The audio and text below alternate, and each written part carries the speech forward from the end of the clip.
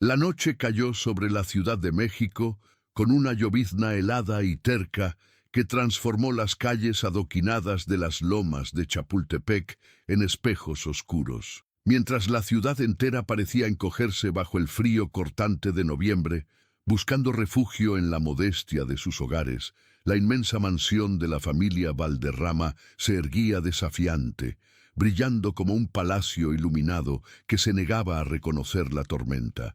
Los enormes ventanales de cantera y cristal derramaban una luz dorada y cálida sobre el pavimento mojado, creando una frontera invisible entre la crudeza del mundo real y la opulencia intocable de su interior. Afuera, el aire olía a tierra húmeda y a humo de escape. Una interminable fila de automóviles europeos de lujo bloqueaba la entrada principal, aguardando con los motores encendidos. Los choferes, enfundados en trajes oscuros y guantes blancos, se apresuraban a abrir las puertas con enormes paraguas negros, protegiendo a las figuras envueltas en abrigos de lana fina y estolas de piel para que ni una sola gota de agua manchara su perfección. El contraste era violento y silencioso. El frío implacable de la calle chocaba contra la barrera de soberbia de una familia que creía tener el poder de controlar hasta el clima. Adentro, la casa palpitaba con un ritmo frenético y calculado.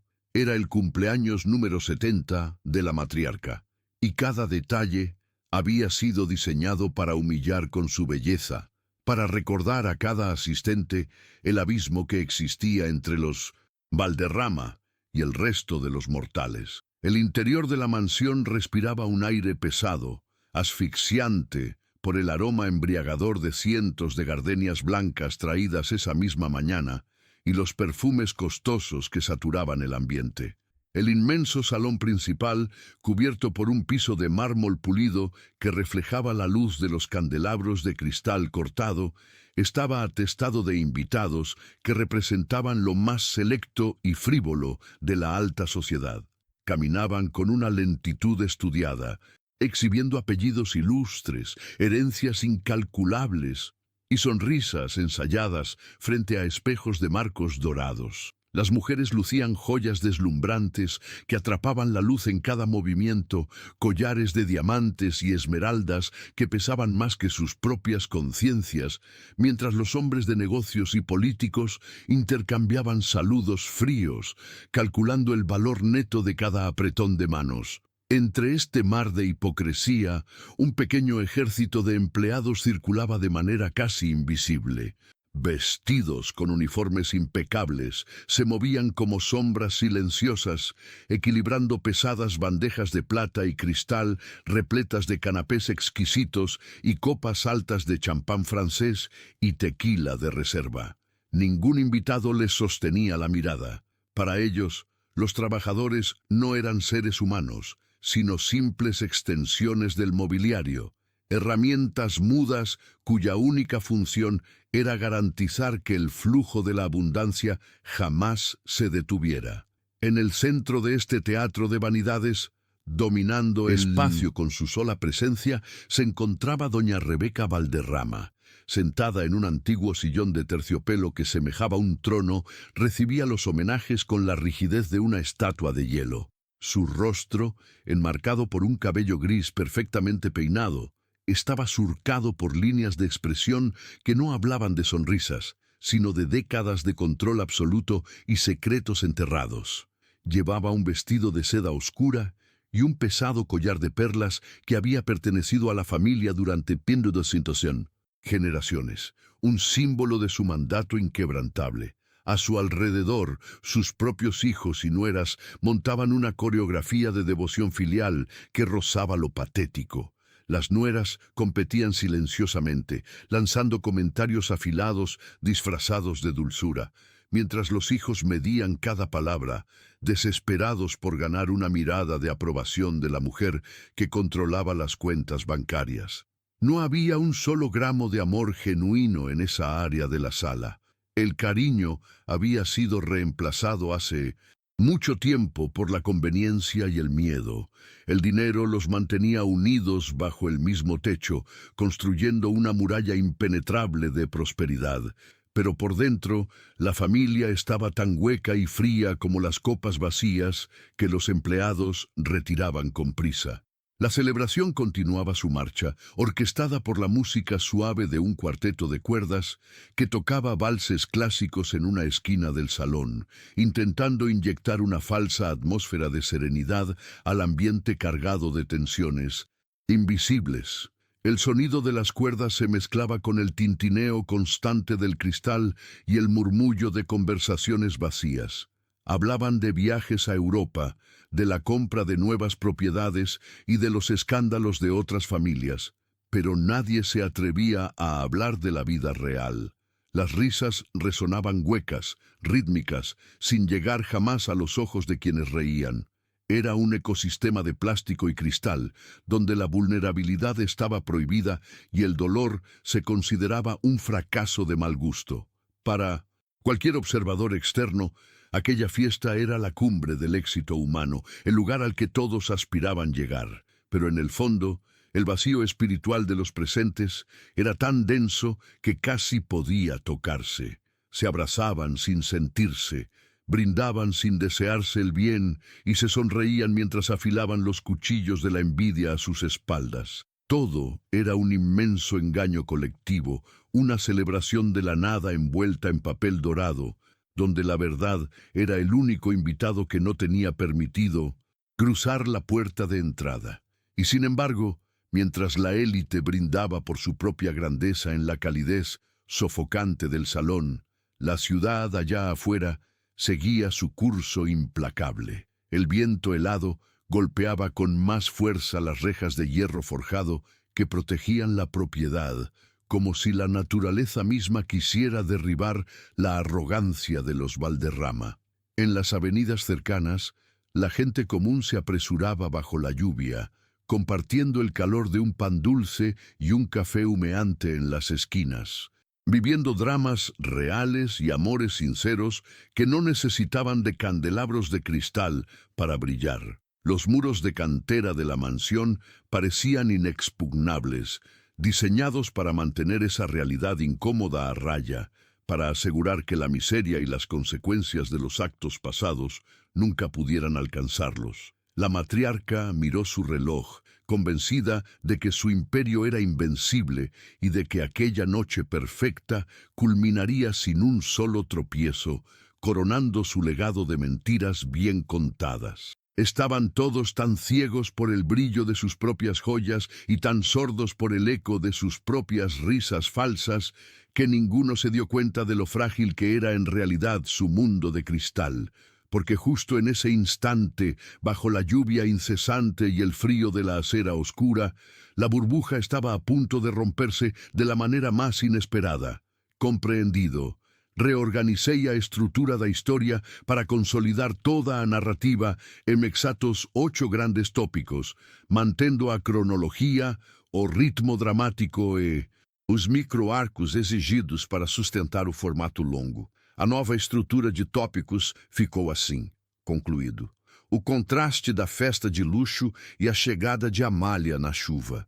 A humilhação no portão, o recado para Rebeca e a entrada opressiva no salão principal. A revelação dos objetos antigos e a fúria implacável da matriarca. A ordem de expulsão e a aparição silenciosa e pacificadora de Jesus. O passado revelado, a promessa de amor humilde e a mentira arquitetada, a verdade sobre a morte de Esteban e as provas enviadas pelo advogado, a abertura do cofre, o peso das cartas roubadas e o desmoronamento moral dos Valderrama, a escolha pelo perdão, as palavras finais de Jesus e a caminhada rumo à dignidade. Como o tópico 1 já foi produzido e aprovado, abaixo entrego a produção do tópico 2, seguindo rigorosamente a regra de 5 parágrafos longos, ritmo narrativo imersivo e sem menções estruturais no meio do texto.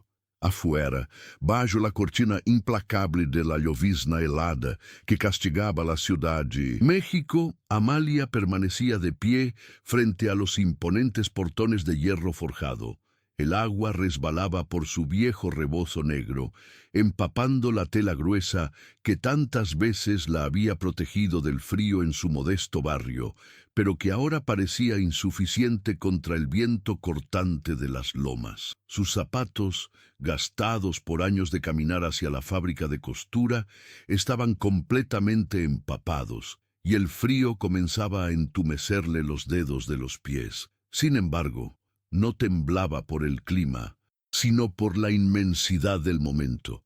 Frente a ella, los guardias de seguridad privada, hombres robustos envueltos en gruesos impermeables oscuros, la miraban con una mezcla de aburrimiento y asco profundo. Cuando ella pronunció el nombre de doña Rebeca Valderrama, una carcajada áspera rompió el sonido monótono de la lluvia. Uno de los guardias, encendiendo un cigarrillo con lentitud deliberada, le hizo un gesto despectivo con la mano, ordenándole que se marchara a buscar limosna a las puertas de 1900, alguna iglesia lejana, asegurándole que allí no había sobras para gente como ella. Pero Amalia no retrocedió ni un milímetro.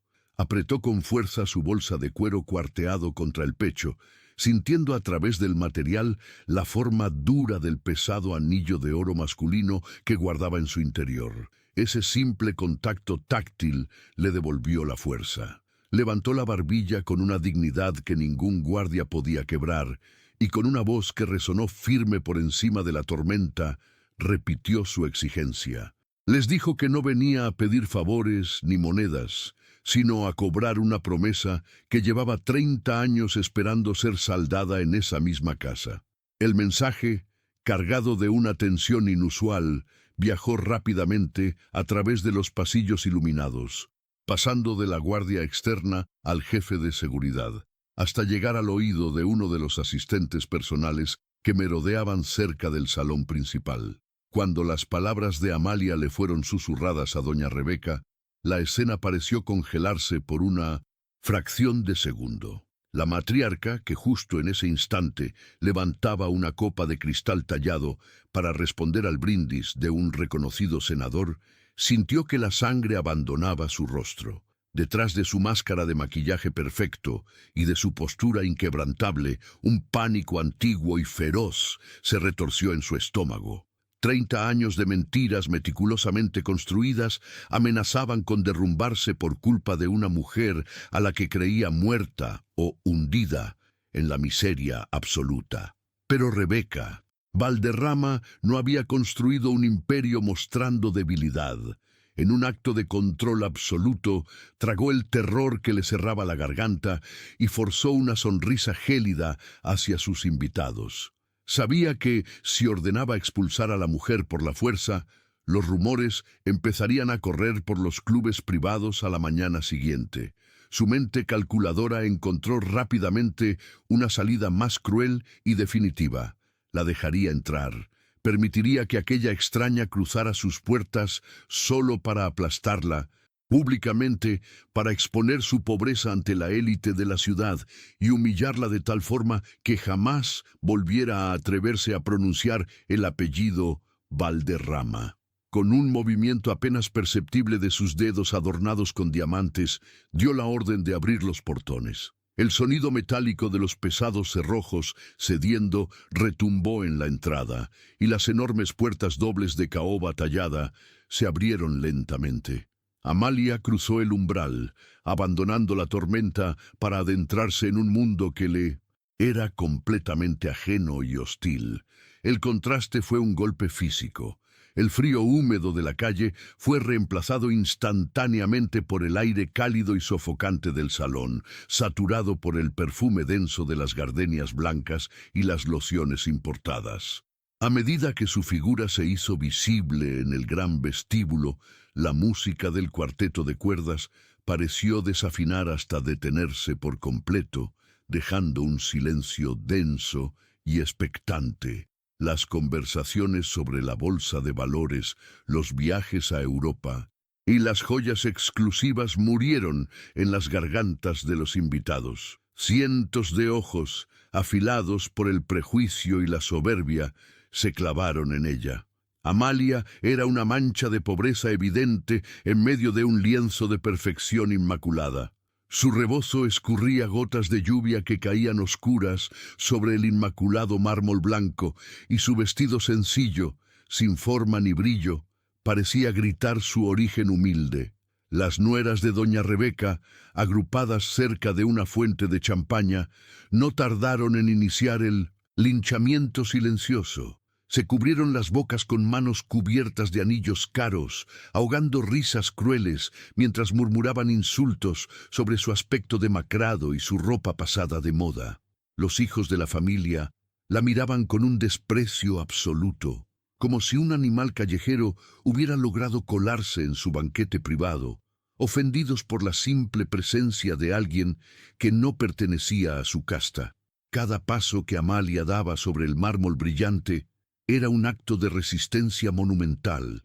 Sus zapatos empapados dejaban pequeñas huellas de humedad, marcando un camino de dolor y verdad a través del teatro de las apariencias.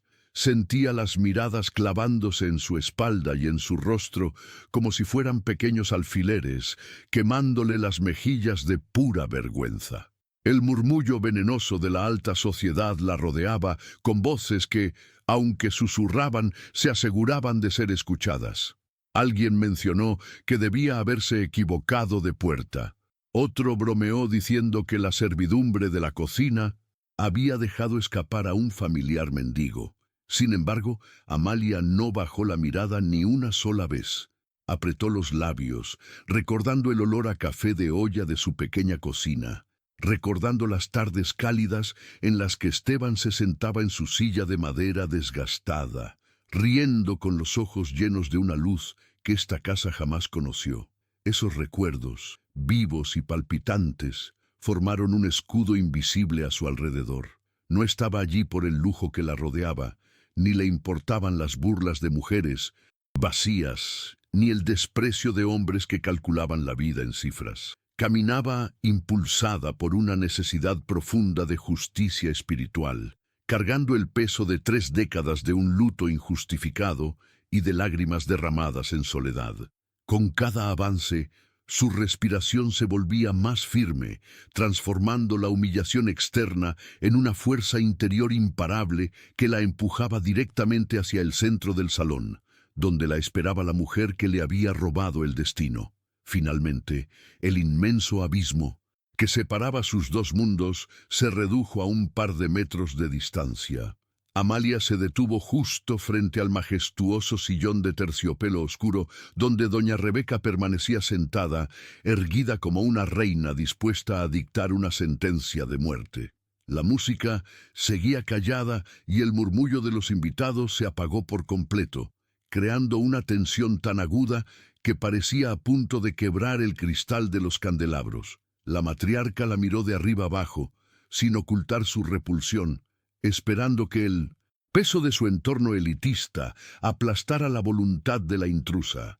Esperaba lágrimas, titubeos o quizá una súplica patética por dinero. Pero Amalia permaneció inquebrantable, como un roble antiguo plantado en medio de la sala. Sus manos, curtidas por el trabajo duro en las máquinas de coser, aflojaron lentamente el agarre sobre el viejo rebozo mojado. Con una lentitud deliberada, abrió los cierres oxidados de su pequeña bolsa de cuero. El sonido del metal viejo abriéndose resonó con claridad en el silencio sepulcral del salón. Amalia no pronunció una sola palabra todavía. Sabía que los objetos que estaba a punto de mostrar hablarían con mucha más fuerza que cualquier discurso. Mientras su mano buscaba en el interior de la bolsa el anillo, la carta y la fotografía rota, el aire a su alrededor pareció volverse eléctrico, anunciando que la tormenta que había azotado las calles de la ciudad estaba a punto de desatarse con toda su furia destructiva dentro de la intocable mansión de los Valderrama. El silencio en el gran salón de la mansión Valderrama era tan absoluto que se podía escuchar con nitidez el repiqueteo incesante de la lluvia helada golpeando contra los inmensos ventanales de cristal. Todas las miradas estaban fijas en las manos temblorosas pero decididas de Amalia. Con una lentitud que parecía detener el tiempo, la mujer hundió sus dedos, endurecidos por décadas de trabajo en la máquina de coser, en el fondo de su gastada bolsa de cuero. El sonido del roce de la tela vieja fue lo único que rompió la tensión opresiva del momento. Primero, sacó una carta antigua, cuyos bordes amarillentos y dobleces profundamente marcados hablaban de años de haber sido leída, guardada y llorada en la soledad de una habitación pequeña y fría.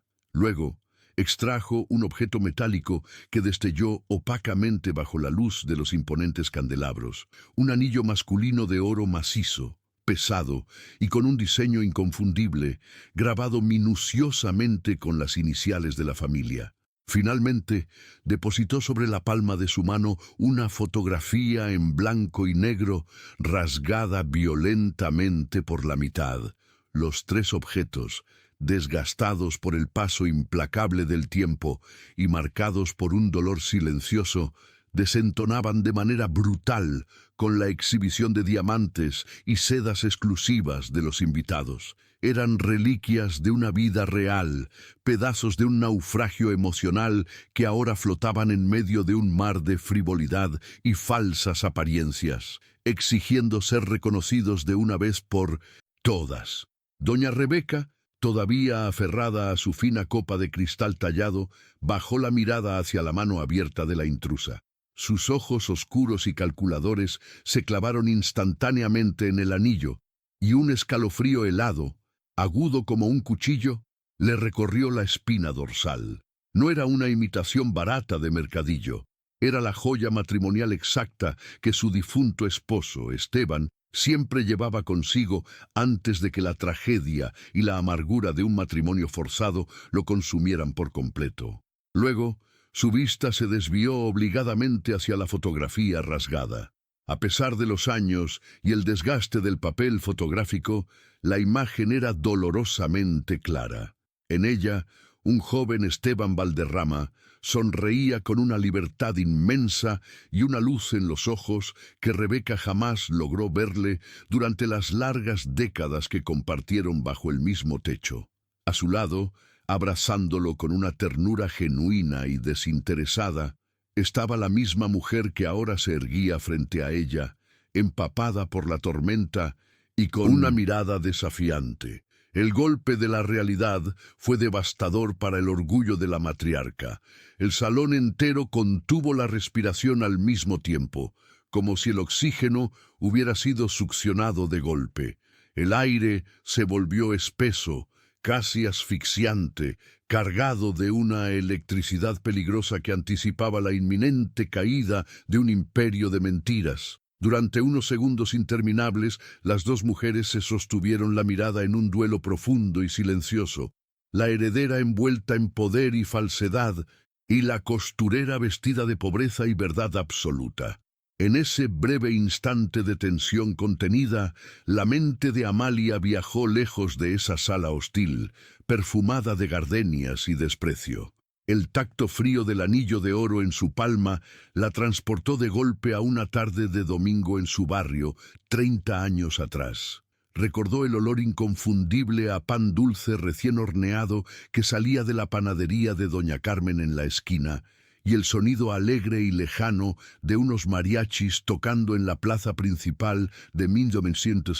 La colonia vio el rostro de Esteban, no como el millonario inalcanzable y distante, sino como el hombre sencillo que se sentaba sin prejuicios en la banqueta de su casa a compartir un humilde café de olla con ella y sus vecinos. En ese recuerdo imborrable, él tomaba su mano con una delicadeza infinita, le ponía ese mismo anillo pesado y le juraba, mirándola directamente a los ojos, que construirían una vida juntos y en paz, muy lejos de las sombras frías de su familia. Ese destello de memoria, puro, cálido y dolorosamente hermoso, le inyectó una fuerza renovada en el pecho. El miedo opresivo que había sentido al cruzar la ciudad bajo la lluvia tormentosa desapareció por completo. Comprendió que no estaba allí para mendigar compasión, ni para pedir un asiento en ese mundo de plástico que tanto despreciaba.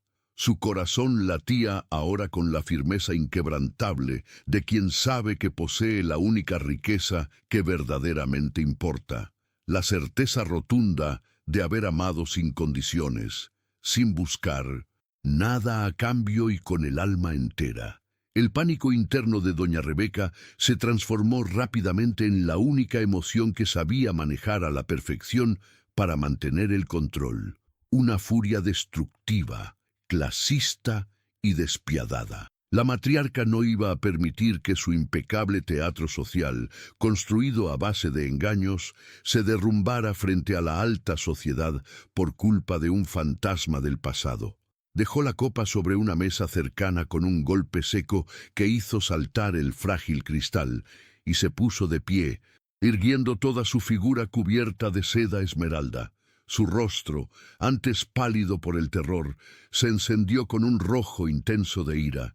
Con un dedo tembloroso, adornado con anillos de diamantes, señaló directamente al rostro de Amalia con asco. «¡Mentirosa!», gritó con una voz aguda que rasgó el silencio sepulcral del salón y resonó con eco contra las frías paredes de mármol. «¿Qué teatro tan barato y despreciable vienes a montar a mi propia casa? Esa fotografía es un montaje vulgar, un truco de callejón para dar lástima. Ese anillo fue robado de la habitación de mi marido meses antes de su lamentable muerte. Eres una oportunista, una chantajista miserable que busca exprimir el dolor de una familia honorable para no tener que trabajar». Las palabras salían de su boca cargadas de veneno y desesperación total. La máscara de la dama elegante, refinada e intocable, había caído por completo de su rostro, dejando al descubierto a una mujer acorralada por sus pecados, dispuesta a destruir verbal y físicamente cualquier vida que amenazara su dominio absoluto. Los invitados retrocedieron un paso por instinto, impactados por la violencia feroz e inusual de su anfitriona. La reacción en cadena de la familia Valderrama fue inmediata y violenta, actuando como perros guardianes, defendiendo ferozmente su territorio y, sobre todo, sus cuentas bancarias. Los hijos de Rebeca, hombres de negocios pulcramente trajeados, que hasta hace unos minutos reían con cinismo sobre sus inversiones, se levantaron de sus asientos de golpe, con los rostros desfigurados por la indignación y el orgullo herido. No podían tolerar bajo ninguna circunstancia que una mujer de aspecto tan humilde desafiara la autoridad de su madre frente a los políticos y empresarios más importantes del país. El hijo mayor, con las venas del cuello marcadamente saltadas por la ira, avanzó un par de pasos pesados hacia Amalia, invadiendo su espacio con una actitud claramente amenazante. «Eres una muerta de hambre que no sabe con quién se está metiendo en este momento», le escupió a la cara, perdiendo por completo la compostura elitista de la que tanto alardeaba en las revistas. «Deberías estar pudriéndote en la cárcel por atreverte siquiera a ensuciar el nombre limpio de mi padre». Acto seguido, giró bruscamente sobre sus talones y levantó la mano en una señal imperativa hacia los guardias de seguridad que aguardaban nerviosos cerca de la entrada principal. Les ordenó con un grito feroz que sacaran a esa delincuente de inmediato, que la arrastraran sin cuidado de vuelta a la calle mojada y la tiraran al lodo del que, según él, nunca debió haber salido. Los hombres de traje oscuro comenzaron a avanzar rápidamente y con pasos pesados por el salón brillante, con los puños cerrados, listos para ejecutar la orden brutal y expulsar la verdad a la fuerza. Los pesados pasos de los guardias de seguridad resonaban con un eco amenazador sobre el brillante piso de mármol del salón principal. Avanzaban con rapidez, con los puños tensos y la mirada fría de quienes están acostumbrados a resolver los problemas de los ricos a base de fuerza bruta y sin hacer demasiadas preguntas. La alta sociedad, congregada en ese banquete de hipocresía, observaba la escena con una fascinación morbosa, apartándose ligeramente para dejar paso libre a la violencia, cuidando únicamente de que el escándalo no manchara sus exclusivas ropas de diseñador. Amalia vio a los hombres corpulentos acercarse y sintió un nudo apretado en la garganta, un miedo instintivo que le erizó la piel bajo la tela húmeda de su ropa. Sin embargo, no retrocedió ni un solo milímetro hacia la enorme puerta por la que había entrado. En lugar de huir, cerró los ojos por un breve segundo. Respiró hondo el aire saturado de perfumes artificiales y apretó su vieja bolsa de cuero contra el pecho con todas sus fuerzas, sintiendo el relieve duro del anillo de Esteban presionando contra su corazón.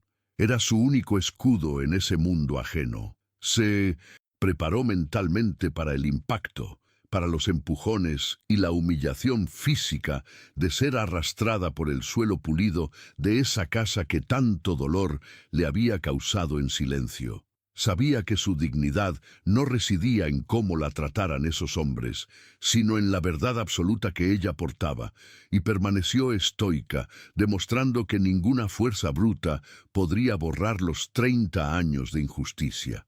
Pero antes de que el primer guardia pudiera siquiera rozar el gastado rebozo mojado de Amalia, la atmósfera del inmenso salón sufrió un cambio profundo, drástico y completamente repentino.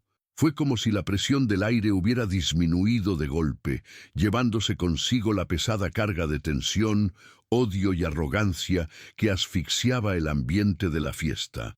Cerca de la imponente escalinata de mármol que conducía al segundo piso, apareció la figura silenciosa de un hombre.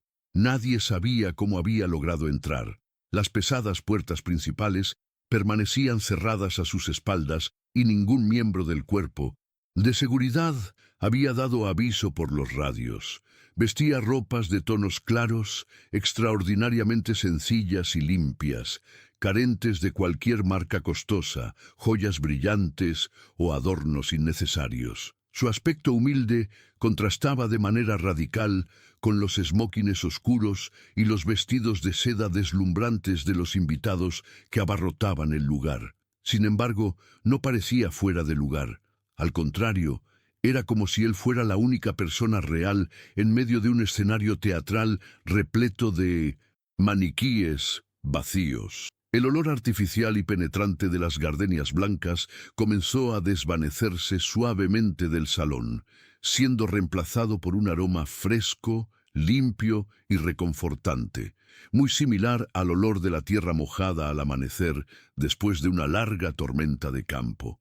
Tenía una presencia que no exigía atención mediante gritos o lujos, sino que cautivaba al instante a través de una autoridad pacífica, una luz interna tan intensa que obligaba a los presentes a bajar la mirada sin entender la razón. El hombre misterioso comenzó a caminar lentamente hacia el centro de la sala, y con cada uno de sus pausados pasos, la hostilidad violenta que reinaba en la mansión parecía evaporarse sin dejar rastro alguno. Los guardias de seguridad, que segundos antes avanzaban con furia ciega, dispuestos a lastimar a Amalia y sacarla a la calle, se detuvieron en seco. Sus músculos tensos se relajaron de forma inexplicable y sus pesadas manos cayeron inertes a los costados de sus cuerpos. Retrocedieron un par de pasos, completamente desorientados y despojados de cualquier impulso agresivo.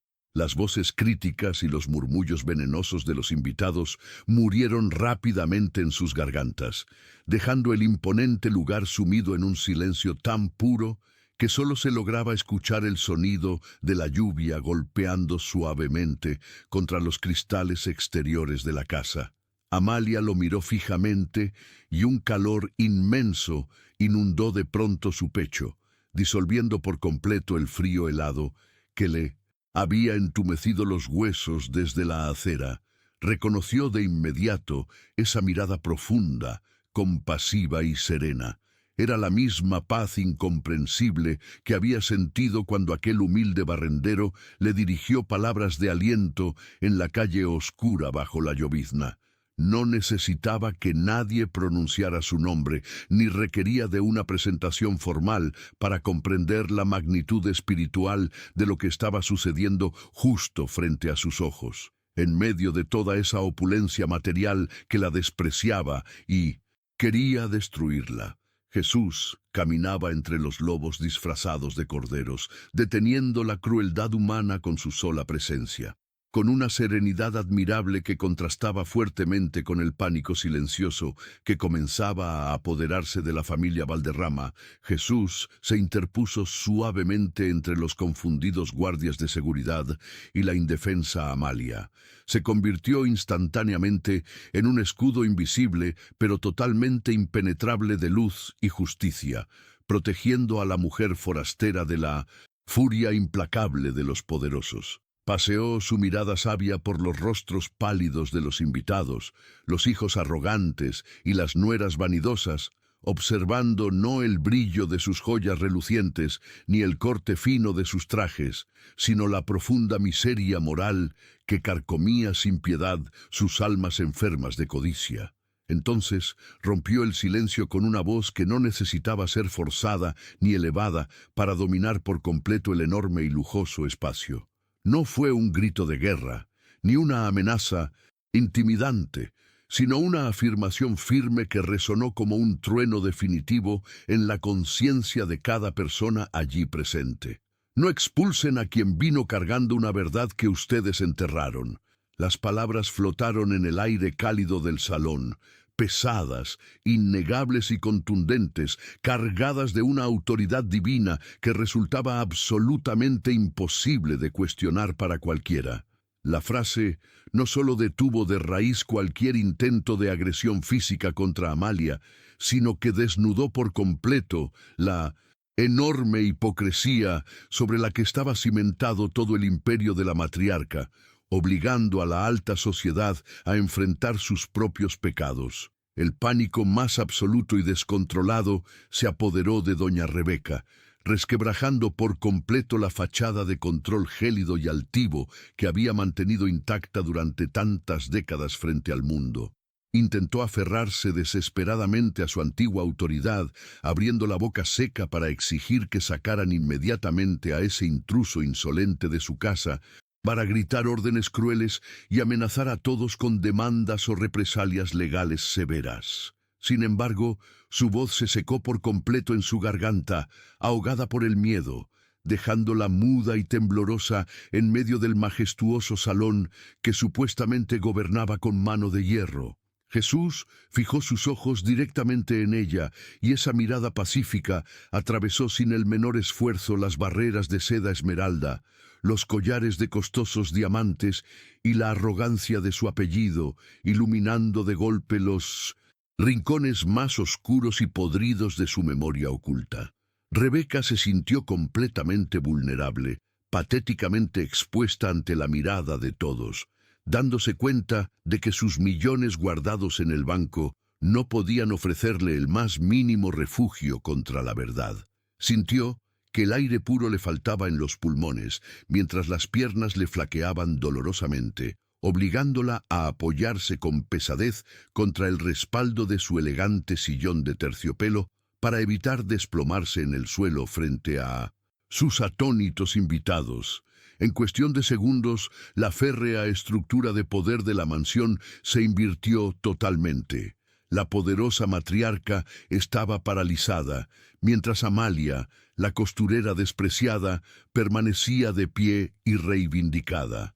La voz de Amalia, ahora completamente libre del peso opresivo del miedo y cobijada por la pacífica presencia de Jesús, comenzó a llenar cada rincón del inmenso salón, tejiendo la historia que el tiempo y la malicia habían intentado borrar para siempre.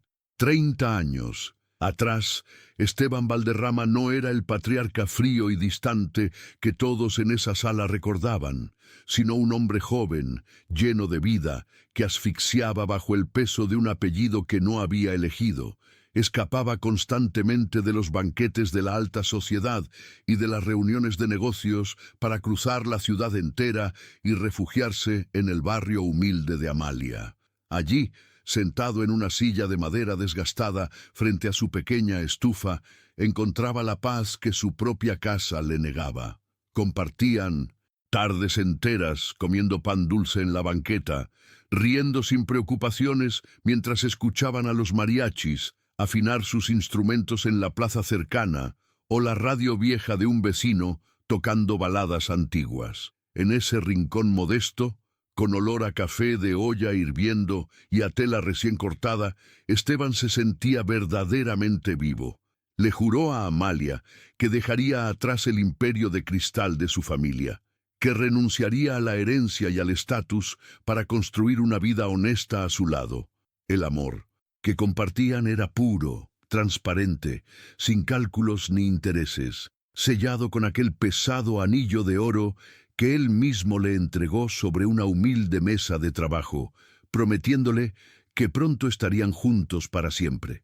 Pero el destino de Esteban ya había sido negociado en los oscuros despachos de madera de la familia Valderrama, donde los matrimonios no nacían del amor, sino de la conveniencia financiera y la expansión de territorios. Su vida estaba atada a un compromiso arreglado con Rebeca, una unión diseñada exclusivamente para fusionar apellidos y consolidar un imperio inmobiliario.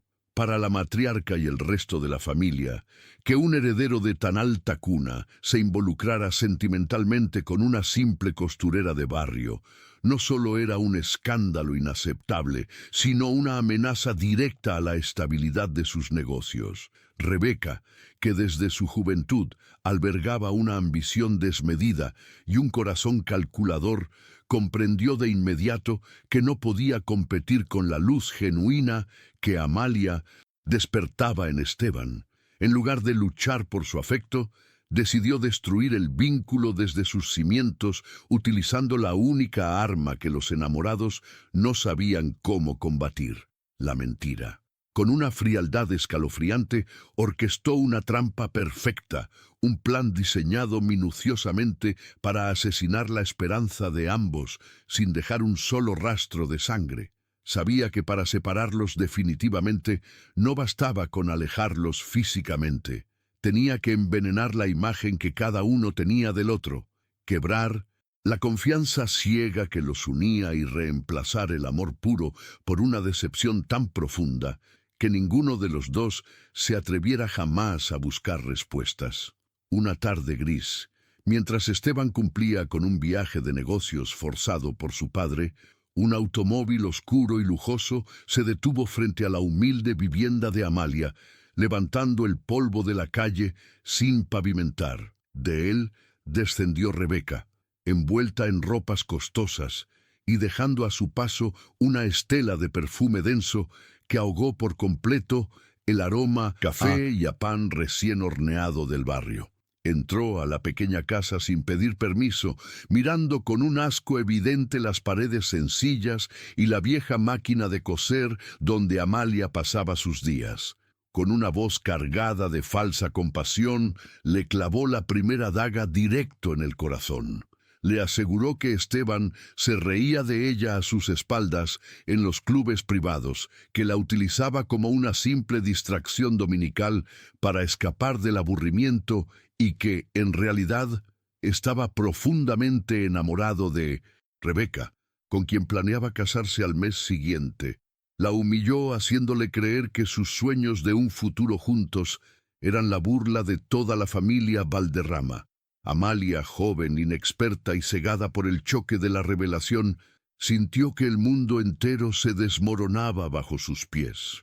No supo cómo defenderse ante la elocuencia cruel de una mujer de mundo, y su corazón, que solo conocía la honestidad, aceptó la mentira como una verdad absoluta, hundiéndose en un mar de lágrimas y desesperación incontrolable. Pero el plan de Rebeca no estaba completo, aún necesitaba envenenar la otra mitad de la historia.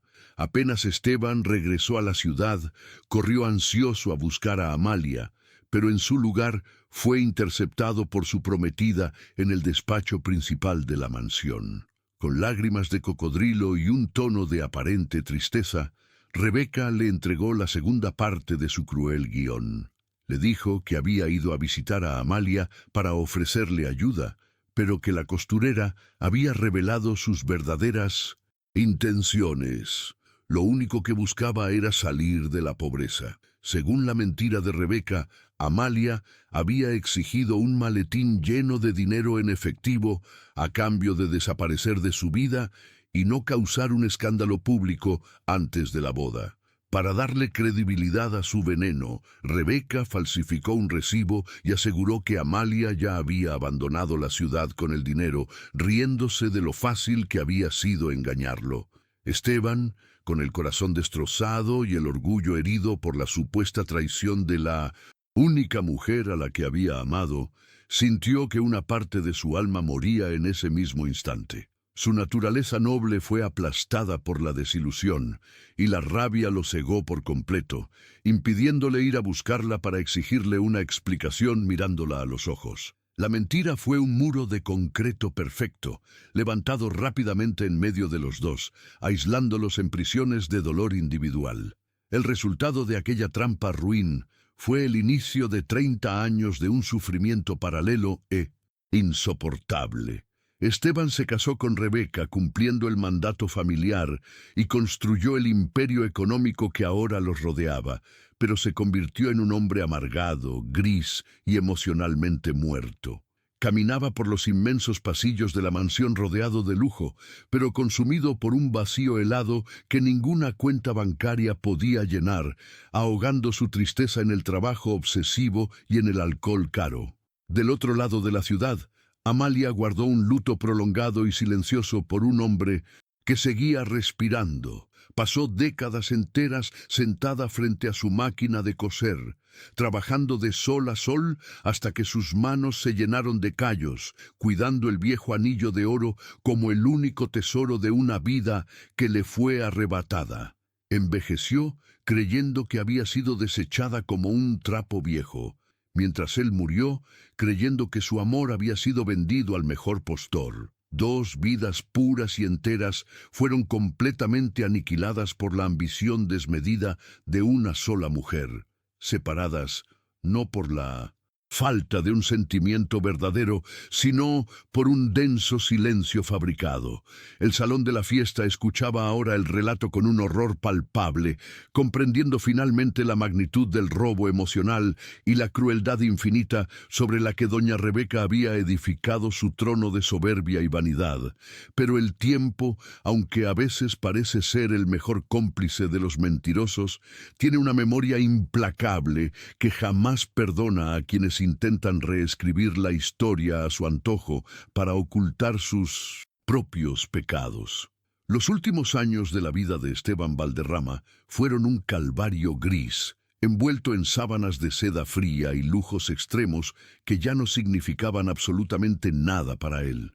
Confinado en su inmensa habitación, rodeado de médicos costosos y enfermeras que caminaban de puntillas para no alterar el silencio sepulcral de la casa, su mente comenzó a retroceder, buscando desesperadamente el calor humano que su presente le negaba. Fue en esas largas madrugadas de insomnio, escuchando el tic-tac monótono de su reloj de bolsillo, cuando los cabos sueltos de la vieja mentira de Rebeca comenzaron a desenredarse por sí solos. Una pequeña inconsistencia en los libros de contabilidad de hace 30 años, un viejo recibo bancario que nunca cuadró con la historia del supuesto soborno, y una conversación escuchada a medias entre su esposa y un contador, fueron piezas suficientes para que el velo cayera de sus ojos cansados. Esteban comprendió, con una lucidez que le partió el alma en 1000 pedazos,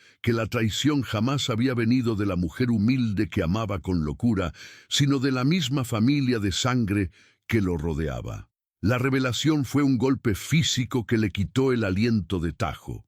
el hombre de negocios fuerte, temido y respetado, que había levantado empresas enteras, lloró en silencio apretando las sábanas de su cama, sintiendo el peso aplastante de 30 años desperdiciados, de abrazos no dados, de hijos que nunca nacieron y de una vida entera que le había sido arrebatada por culpa de su propia ceguera, sabiendo perfectamente que su cuerpo se apagaba rápidamente y que le quedaban apenas unos pocos días de vida. Esteban reunió las últimas fuerzas de su espíritu para intentar corregir el curso de su trágica y manipulada historia. En el más absoluto de los secretos, aprovechando una tarde lluviosa en la que Rebeca asistía a un exclusivo evento de beneficencia para aparentar bondad ante las cámaras, mandó llamar a su despacho al único hombre en el mundo en 1909, el que aún confiaba a ciegas, don Arturo, su abogado personal desde los inicios de su carrera. Encerrados en la imponente biblioteca de caoba, rodeados por el olor a libros antiguos, cuero y el tabaco que siempre lo acompañó, Esteban dictó un Nuevo Testamento con una voz temblorosa pero impulsada por una determinación feroz. En ese documento legal, no solo reorganizó sus acciones corporativas y sus millonarias cuentas bancarias, sino que dejó plasmada una confesión desgarradora que nacía desde 1900, lo más profundo de su arrepentimiento. Escribió de su propio puño y letra que Amalia había sido el único y gran amor verdadero de toda su vida, pidiéndole perdón por no haber tenido el valor suficiente para defenderla y por haber caído ingenuamente en una trampa fabricada con maldad pura. Le dejó una parte legítima e intocable de sus bienes y empresas, no como un acto de caridad tardía, ni para calmar su propia culpa frente a la muerte, sino como un acto de justicia divina para devolverle, aunque fuera en papel, el lugar que siempre le había correspondido por derecho y por amor absoluto. Cuando Esteban exhaló su último aliento, la mansión se llenó de inmensas coronas de flores importadas y de pésames vacíos pronunciados por personas que apenas lo conocían de verdad, mientras Rebeca perfeccionaba su impecable papel de viuda desconsolada frente a los reporteros de la prensa social. Sin embargo, su dolor era tan falso como el maquillaje que cubría la palidez de su rostro satisfecho. Apenas la casa quedó vacía y las puertas se cerraron, su instinto controlador y su paranoia la llevaron a registrar minuciosamente cada cajón secreto, cada archivo legal y cada libro del despacho de su difunto esposo. Fue así, en la quietud de la madrugada, como encontró el borrador del Nuevo Testamento antes de que don Arturo pudiera registrarlo oficialmente en las notarías principales de la ciudad. El terror más puro y una furia incontrolable se apoderaron de ella al leer las hermosas palabras de amor y reivindicación de su marido hacia la costurera que tanto despreciaba. Consciente de que, si ese documento salía a la luz pública, su reinado absoluto se desmoronaría y pasaría a ser la villana repudiada de la alta sociedad, Rebeca confiscó los papeles de inmediato. Amenazó al viejo abogado con destruir a toda su familia, su carrera y su reputación si se atrevía a decir una sola palabra sobre la última voluntad de Esteban. Convencida de que su infinito dinero y su poder podían silenciar hasta a los muertos en sus tumbas, Rebeca escondió los papeles en lo más profundo de una vieja caja fuerte, creyendo ingenuamente que el secreto permanecería enterrado para siempre bajo las brillantes baldosas de su casa perfecta. Pero Rebeca, en su arrogancia desmedida, subestimó el peso insoportable que la culpa puede ejercer sobre la conciencia de un hombre fundamentalmente honrado. Don Arturo vivió sus últimos años atormentado por el remordimiento constante de haber cedido ante las amenazas de la matriarca, sabiendo que había traicionado cobardemente la última voluntad del único hombre que lo consideró un amigo verdadero. Hace apenas unas semanas, presintiendo que su propia muerte lo rondaba en la frialdad de una cama de hospital. El anciano abogado decidió que era momento de liberar su alma para poder descansar en paz. Antes de fallecer, dejó instrucciones increíblemente precisas y pagó a un mensajero de absoluta confianza para que entregara un paquete pesado y sellado directamente en la puerta de una pequeña casa en un barrio popular al otro lado de la ciudad.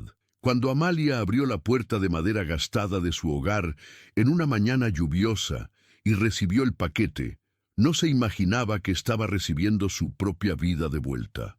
Encontró una caja metálica acompañada de una carta explicativa escrita con pulso débil. Con las manos temblorosas y el corazón acelerado, la costurera leyó las extensas disculpas del abogado y descubrió en el interior de la caja las copias certificadas del testamento corregido, los diarios personales de Esteban y registros que probaban la existencia del plan maestro de Rebeca. Después de 3 décadas de llorar amargamente por una traición inexistente, Amalia sostuvo entre sus manos callosas la prueba definitiva de que el amor de su vida nunca la había olvidado, de que había muerto amándola y de que todo su sufrimiento había sido orquestado exclusivamente por la envidia ajena. La voz de Amalia no tembló ni un instante al relatar esta última parte de la historia frente al inmenso salón enmudecido, sosteniendo en el aire los documentos sellados por la notaría que acreditaban de manera irrefutable cada una de sus dolorosas palabras. Los elegantes invitados, que un par de horas antes se mofaban abiertamente de su aspecto cansado y de su ropa humilde, ahora la miraban con un asombro reverencial, completamente paralizados por la magnitud del drama humano que se estaba desarrollando y resolviendo ante sus ojos, incrédulos. Las vanidosas nueras de doña Rebeca dejaron caer sus miradas al suelo pulido, repentinamente avergonzadas de su propia superficialidad y crueldad gratuita, mientras los hijos de la matriarca sentían que el piso de mármol se abría bajo sus pies al comprender que toda su fortuna, su estatus y su orgullo estaban cimentados sobre la destrucción total de la vida de su propio padre. Doña Rebeca parecía haberse encogido físicamente en su majestuoso asiento de terciopelo. Su rostro carecía por completo de color, y su respiración era rápida y errática, idéntica a la de un animal acorralado que sabe con absoluta certeza que ya no tiene escapatoria posible. Toda su soberbia de hierro, su inquebrantable posición social y su falso sentido de superioridad moral se habían desintegrado en un solo instante. A pocos pasos de distancia, la figura de Jesús permanecía envuelta en esa luz serena, pacífica e inquebrantable, observando en un silencio profundamente respetuoso cómo la verdad, esa misma verdad que había estado cruelmente sepultada bajo capas de billetes y mentiras de seda, resucitaba con una fuerza imparable para devolverle la dignidad a quien siempre la tuvo, dejando a los poderosos completamente desnudos ante el peso aplastante de su propia maldad. El peso abrumador de la verdad revelada dejó a la mansión sumida en un estado de parálisis colectiva, como si el tiempo mismo se hubiera detenido bruscamente entre las paredes de cantera y mármol. Nadie se atrevía a pronunciar una sola palabra, temiendo que el más mínimo sonido pudiera hacer estallar por completo la frágil burbuja de realidad que acababa de romperse frente a ellos. Pero aún faltaba el golpe de gracia, la herida final que terminaría de desangrar el orgullo de los Valderrama. En medio de ese silencio sepulcral, donde solo se escuchaba la respiración agitada de doña Rebeca, la figura serena de Jesús dio un paso al frente.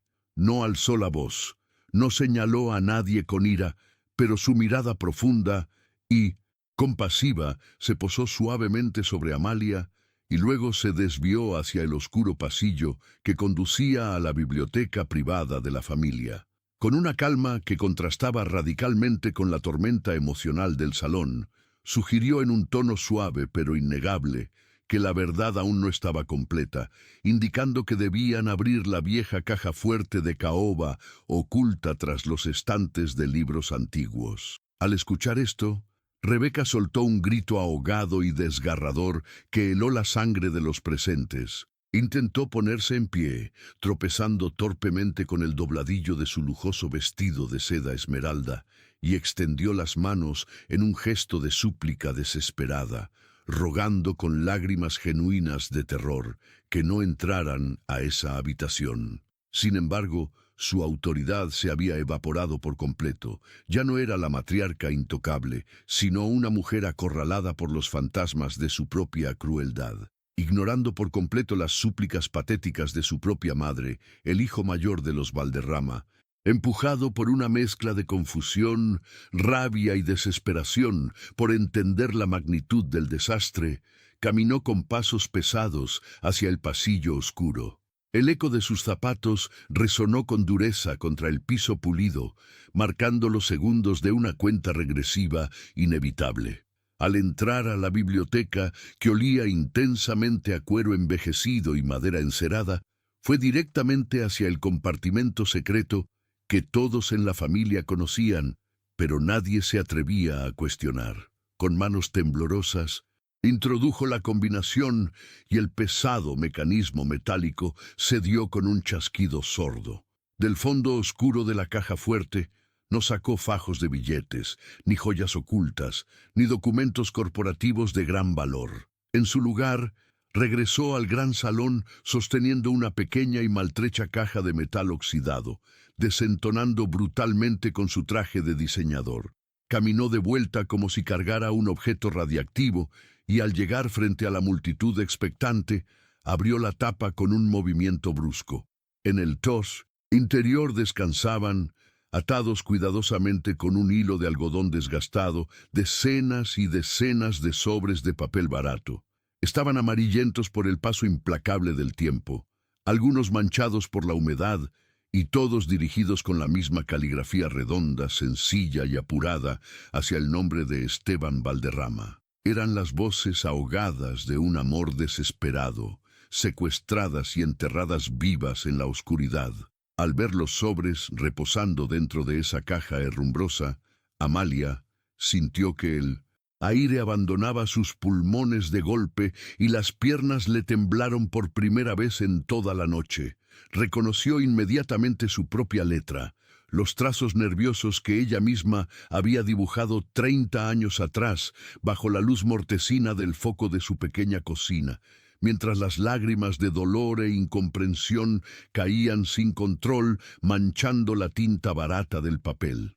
Eran las cartas que le había escrito a Esteban durante su primer año de separación, cada semana, suplicándole de rodillas una explicación. En esas páginas, que ahora salían a la luz como cadáveres exhumados de una fosa común, ella le juraba por su vida que jamás había aceptado un solo centavo de su familia, le pedía perdón por culpas que no había cometido y le rogaba que la buscara en la misma banqueta donde se habían enamorado.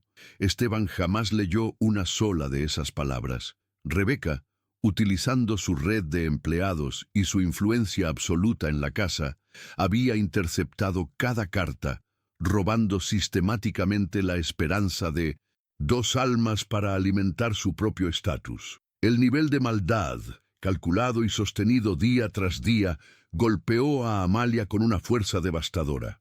Comprendió que el silencio de Esteban no fue un acto de abandono cobarde, sino la consecuencia directa de un secuestro emocional sin precedentes. El impacto de esa revelación final provocó un desmoronamiento moral tan absoluto que el inmenso imperio de los Valderrama quedó reducido a cenizas espirituales frente a los ojos de toda la alta sociedad de la capital. Doña Rebeca, incapaz de sostener por un segundo más el peso aplastante de su propia vergüenza, se desplomó de rodillas sobre el frío mármol. El sonido de su pesado collar de perlas golpeando contra el suelo sonó como el estallido final de su dignidad rota. Lloraba desconsoladamente, con el rostro desfigurado por la derrota, dándose cuenta de que había sacrificado la felicidad, la paz y la decencia a cambio de un trono de mentiras que ahora la aplastaba sin piedad. Sus propios hijos, los mismos que hace media hora la reverenciaban ciegamente buscando asegurar su herencia, retrocedieron un par de pasos, mirándola con una mezcla de horror y repulsión profunda, incapaces de tocar a la mujer que había destruido a su padre.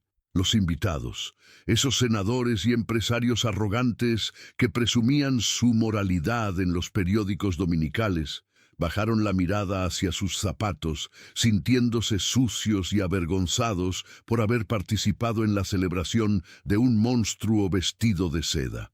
El inmenso salón, antes lleno de música clásica, risas artificiales y brindis con champán, se convirtió en un mausoleo sofocante donde la hipocresía había muerto por asfixia, dejando al descubierto la miseria humana más cruda y dolorosa.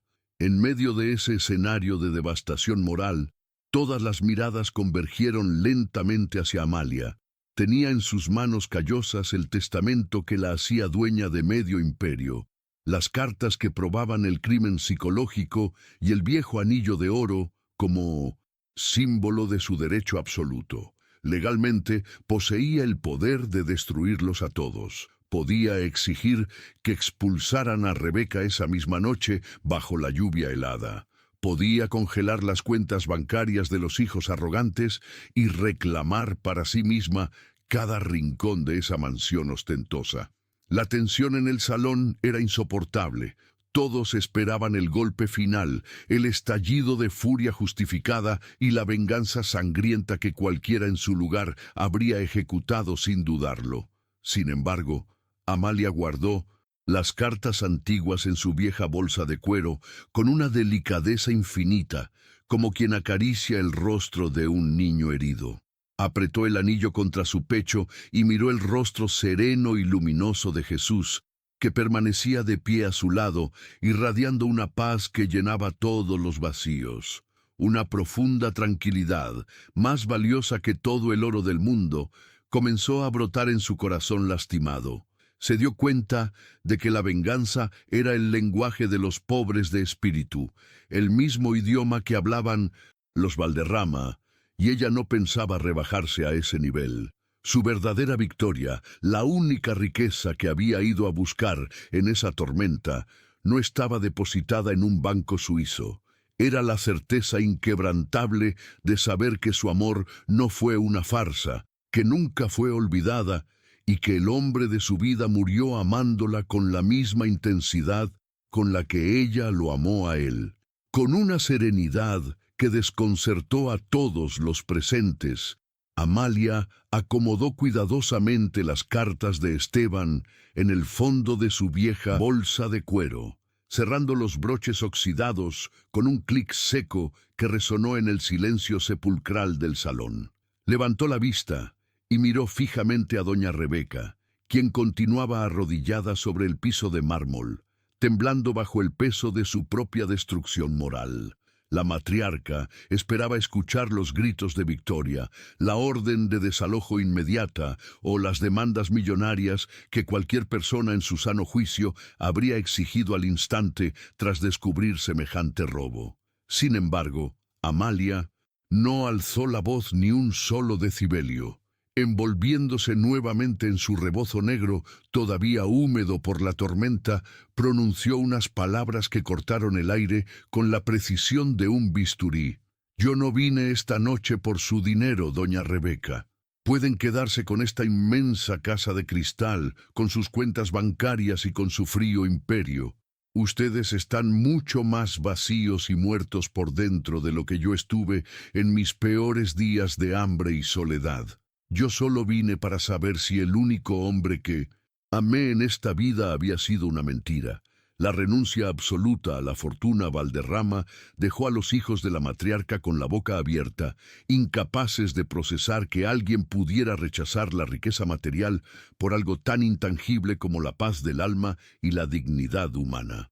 Fue en ese instante de profunda redención cuando Jesús que había permanecido observando todo en un respetuoso silencio, acortó la distancia y se acercó a Amalia. Su presencia emanaba una calidez indescriptible, un resplandor suave que contrastaba violentamente con la oscuridad espiritual que asfixiaba a los invitados de la alta sociedad.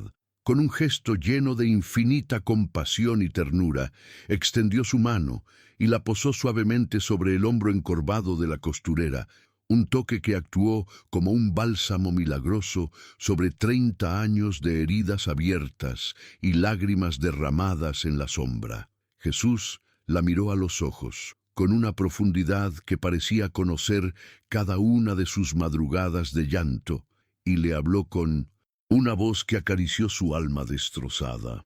No fue mentira, Amalia. Tu amor siempre fue verdadero y puro a los ojos del cielo. Lo único que fue mentira en esta historia fue el denso silencio que ellos levantaron con maldad para separarlos. Esas simples pero poderosas palabras fueron el sello definitivo de su victoria. No necesitaba el reconocimiento de los jueces ni las disculpas vacías de la familia, porque el mismo Dios acababa de validar su sufrimiento y de devolverle intacta la fe en la humanidad que le habían robado brutalmente. Sin añadir una sola palabra más, Amalia dio media vuelta para abandonar el salón, moviéndose con una gracia y una firmeza que jamás había tenido. No corrió desesperada hacia la salida, ni bajó la mirada por la vergüenza. Caminó con la cabeza en alto, convertida en la dueña absoluta de su propia historia. A su paso, los elegantes invitados, políticos corruptos y empresarios arrogantes, retrocedían torpemente, abriéndole camino como si temieran que la pureza de su espíritu pudiera quemarlos. Se apartaban en un silencio absoluto, incapaces de sostenerle la mirada a la mujer que acababa de darles la mayor lección de humildad y grandeza de sus vacías vidas. Detrás de ella, la mansión Valderrama quedó convertida en una prisión de oro macizo. Doña Rebeca permaneció en el suelo, llorando amargamente sobre su vestido de seda esmeralda, rodeada por sus propios hijos, que ahora la miraban con desconfianza y desprecio. Habían conservado los millones y las empresas, pero habían perdido para siempre el respeto público y la paz interior. Estaban condenados a vivir el resto de sus días desconfiando los unos de los otros, atrapados en el mismo infierno de apariencias y mentiras que ellos mismos habían construido con tanta dedicación. Cuando Amalia cruzó finalmente los imponentes portones de hierro de la entrada principal, descubrió que la feroz tormenta que azotaba la ciudad había cesado por completo. El cielo nocturno sobre las lomas de 1900 en Chapultepec comenzaba a despejarse lentamente, permitiendo que las primeras luces pálidas de un amanecer frío y limpio se asomaran por el horizonte del Valle de México. El aire ya no olía al humo pesado de los autos de lujo, ni a los perfumes asfixiantes del salón, sino a tierra húmeda, a hojas de fresno recién lavadas y a nuevos comienzos. Respiró profundamente, llenando sus pulmones con esa brisa helada que ahora se sentía como un abrazo reconfortante. Sus zapatos gastados pisaron los charcos de la acera con una seguridad renovada. El cansancio crónico que había arrastrado durante 3 décadas había desaparecido mágicamente de sus hombros. Llevaba su vieja bolsa de cuero apretada contra el costado, sabiendo que en su interior no cargaba simple papel viejo, sino la prueba irrefutable de que su corazón no se había equivocado, de que su intuición siempre fue correcta y de que Esteban murió pronunciando su nombre con un amor desesperado. Mientras comenzaba a descender por la calle, empinada y solitaria, alejándose para siempre de esa fortaleza de vanidad y dolor, sintió una presencia amigable caminando a su lado sobre el pavimento mojado. Era Jesús, que la acompañaba en los primeros pasos de su nueva vida bajo la luz clara de la mañana mexicana. Caminaron juntos en un silencio cómplice durante un breve tramo, hasta que llegaron a la esquina donde un viejo árbol proyectaba su sombra amable. Antes de detenerse para dejarla seguir su camino de regreso al barrio, Jesús la miró con una sonrisa llena de luz y pronunció una última frase que quedaría grabada para siempre en su memoria. Lo que los poderosos escondieron durante años por puro orgullo, Dios lo devolvió esta noche transformado en justicia perfecta. Amalia asintió con lágrimas de gratitud en los ojos y continuó su marcha sola, pero más entera que nunca. No regresaba a su pequeña casa como una mujer rica en billetes, ni como la nueva dueña del Imperio Valderrama, sino como una leyenda viva en las calles de su colonia. Regresaba como una mujer inquebrantable que demostró al mundo entero que la dignidad humana jamás se compra, que la verdad nunca se pudre y que la justicia divina, por más que tarde, siempre sabe llegar a tiempo. La lluvia cesó por completo sobre la gran ciudad, mientras la silueta de Amalia se perdía a lo lejos, bañada por la luz dorada de un nuevo amanecer. El viejo anillo de oro que llevaba apretado contra el pecho brilló bajo el sol, libre por fin de la oscuridad y el engaño. En ese instante de paz profunda, el viento de la mañana pareció susurrar una vez más las palabras de Jesús, recordándonos a todos que la verdad y la dignidad son los únicos tesoros que el tiempo y la maldad jamás podrán oxidar. Si esta historia tocó tu corazón y te recordó que la justicia divina siempre tiene la última palabra, te invito a suscribirte a nuestro canal para que sigamos compartiendo juntos estos mensajes de luz. Y no te vayas muy lejos, porque en nuestro próximo video descubriremos cómo el regalo más pequeño e inesperado de un extraño logró salvar a una familia entera que ya lo había perdido todo. Pero antes de despedirnos, quiero leer tu opinión aquí abajo. ¿Y tú qué harías en el lugar de Amalia? ¿Habrías reclamado la inmensa fortuna y la mansión por venganza, o habrías elegido marcharte solo con la paz de conocer la verdad? Gracias por acompañarme hasta el final de este viaje. Soy tu narrador, Valentino, y nos escuchamos en la próxima historia.